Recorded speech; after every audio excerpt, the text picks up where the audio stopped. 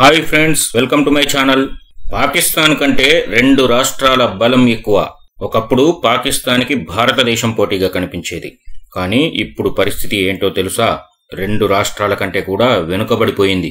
ఒకప్పుడు పాకిస్తాన్ మన దేశంలోని మహారాష్ట్ర, తమిళనాడు రాష్ట్రాల కంటే ముందుండేది. కానీ ఇప్పుడు మహారాష్ట్ర, తమిళనాడు ముందున్నాయి. ఈ రెండు రాష్ట్రాలే ఇప్పుడు పాకిస్తాన్ మొత్తం ఆర్థిక వ్యవస్థ కన్నా పెద్దవిగా మారాయి. ఎలా, ఎందుకు ఈ వీడియోలో తెలుసుకుందాం. వీడియో చూస్తున్న వాళ్ళు ఓ లైక్ కొట్టండి. కొత్తగా చూస్తున్న వాళ్ళు సబ్స్క్రైబ్ చేసుకోవడం మర్చిపోకండి. స్టెప్ 1, ప్రస్తుత పరిస్థితి, ప్రజెంట్ సిచ్యువేషన్. 2025 నాటికి పాకిస్తాన్ జీడిపి ఎంతుందో తెలుసా?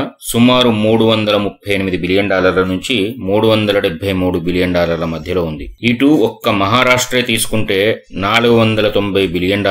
తమిళనాడు జీడిపి సుమారు $329 బిలియన్ గా ఉంది. సింపుల్ గా చెప్పాలంటే పాకిస్తాన్ కంటే మహారాష్ట్ర పెద్దది, తమిళనాడు దాదాపు సమానం. స్టెప్ 2, కాలం వెనక్కి తిరిగితే 20 ఏళ్ల క్రితం అంటే 2004లో పరిస్థితి ఎలా ఉండేది? అప్పుడు పాకిస్తాన్ ఈ రాష్ట్రాల కంటే ముందుంది. ఆ సమయంలో Pakistan GDP $132 billion, Maharashtra GDP $92 billion, Tamil Nadu GDP $48 billion.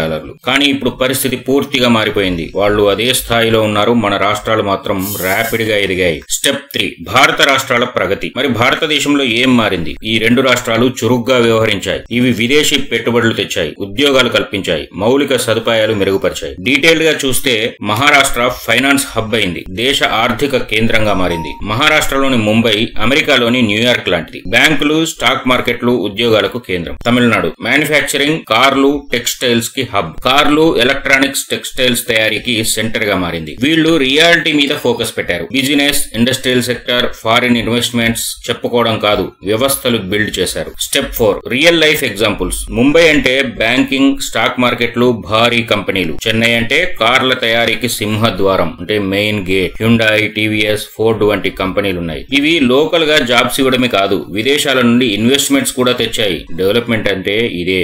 Step 5, Pakistan ఏం చేస్తోంది? పాకిస్తాన్ మాత్రం IMF అప్పులతో కాలం వెల్లదీస్తోంది. 1958 నుంచి ఇప్పటి వరకు 25 సార్లు IMF నుంచి అప్పులు తెచ్చుకుంది. ఇటీవలే IMF నుంచి $1 బిలియన్ బెయిల్అవుట్ వచ్చింది. కానీ షరతులు లేకుండా ఇవ్వలేదు. IMF ఆంక్షలు: 14.3 ట్రిలియన్ పన్నులు వసూలు చేయాలి, బడ్జెట్ సర్ప్లస్ గా ఉండాలి, ద్రవ్యోల్బణం తగ్గించాలి. కానీ రియాలిటీ చూస్తే ధరలు పెరిగాయి, జాబ్స్ తగ్గిపోయాయి, ఇన్ఫ్లేషన్ పెరిగింది, ప్రజలు బాధపడుతున్నారు. ఇది అభివృద్ధి కాదు, మోసం కాదంటారా? స్టెప్ 6, భారతదేశం ప్రగతికి బాటలు. భారతదేశం ఫోకస్ చేసింది ఏంటంటే UPI, ఆధార్ వంటి టెక్నాలజీ ద్వారా డిజిటల్ ట్రాన్స్ఫర్మేషన్ తీసుకొచ్చింది. జొమాటో, పేటిఎం లాంటి స్టార్టప్లు వచ్చాయి. విదేశీ పెట్టుబడిదారుల విశ్వాసం పెరిగింది. 2025 నాటికి భారతదేశం ఆసియాలో నెంబర్ 1 ఇన్వెస్ట్మెంట్ డెస్టినేషన్ గా మారింది. జపాన్ ను కూడా దాటిపోయింది. స్టెప్ 7, భారత రాష్ట్రాలు వర్సెస్ పాకిస్తాన్. వీటి కంపారిజన్ చూస్తే 2023-24 జీడిపి, పాకిస్తాన్ జీడిపి $338 నుంచి $373 బిలియన్ ఉంటే Maharashtra GDP $490 billion, Tamil Nadu GDP $329 billion. Pakistan లో పరిశ్రమలు తక్కువ, అదే మహారాష్ట్ర, తమిళనాడులో ఎక్కువ. పాకిస్తాన్ పై విదేశీ పెట్టుబడిదారుల విశ్వాసం బలహీనంగా ఉంటుంది, అదే మహారాష్ట్ర, తమిళనాడులో చాలా బలంగా ఉంది. పాకిస్తాన్ లో పొలిటికల్ స్టెబిలిటీ అంటే రాజకీయ స్థిరత్వం తక్కువ, కానీ మహారాష్ట్ర, తమిళనాడులో చూస్తే రాజకీయ స్థిరత్వం చాలా ఎక్కువ. ఒక దేశం కంటే రెండు రాష్ట్రాలు స్ట్రాంగ్ అనుకుంటే నమ్మలేరుగా, కానీ ఇదే నిజం. స్టెప్ 8, రక్షణ ఖర్చు వర్సెస్ అభివృద్ధి. Defence expenditure versus development. Pakistan 2025 financial year లో డిఫెన్స్ కోసం $7.37 బిలియన్ ఖర్చు చేసింది. విదేశీ అప్పు జీడిపిలో 42%, 16.4% రక్షణ ఖర్చు పెరిగింది. అంటే పాకిస్తాన్ బ్రెడ్ కంటే బుల్లెట్ల మీద ఎక్కువ పెట్టుబడి పెడుతోంది. భారత్ కూడా దానికంటే ఎక్కువే ఖర్చు చేస్తోంది, కానీ $3.7 ట్రిలియన్ స్థాయి ఆర్థిక వ్యవస్థ సపోర్ట్ గా ఉంది. స్టెప్ 9, తప్పుడు ప్రాధాన్యతల ప్రభావం. పాకిస్తాన్ ఫోకస్ దేనిపై పెట్టిందంటే ఎడ్యుకేషన్ కంటే ఆర్మీ, సంస్కరణల కంటే అప్పులు, పాలసీల కంటే రాజకీయాలు. అందుకే విశ్వాసం తగ్గిపోతోంది, పెట్టుబడిదారులు దూరం అవుతున్నారు, స్నేహపూర్వక దేశాల మద్దతు కూడా తగ్గిపోతోంది. ఉదాహరణ చూస్తే